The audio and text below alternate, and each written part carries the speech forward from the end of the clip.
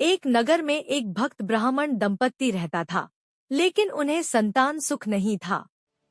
एक My साधु ने children, उन्हें तिल I चौथ bless का you. व्रत करने की सलाह Observe the. the Tilchaut fast with चतुर्थी के दिन उन्होंने उपवास रखा, तिल से भगवान गणेश की पूजा की, तिल के लड्डू चढ़ाए और चंद्रमा को अर्घ्य देकर व्रत खोला। भगवान गणेश उनकी भक्ति से प्रसन्न हुए और उन्हें एक पुत्र रत्न की प्राप्ति हुई। लेकिन व्रत की कथा न सुनने के कारण बालक को कष्ट आया। अगले वर्ष दंपति ने पूरी विधि और कथा के साथ तिल चौथ का व्रत किया। इस बार भगवान गणेश ने कृपा की और पुत्र को जीवन दान दिया। तभी से माना जाता है, जो श्रद्धा से तिल चौथ का व्रत करता है, उसे संतान सुख, सुख समृद्धि और भगवान गणेश का आशीर्वाद मिलता है।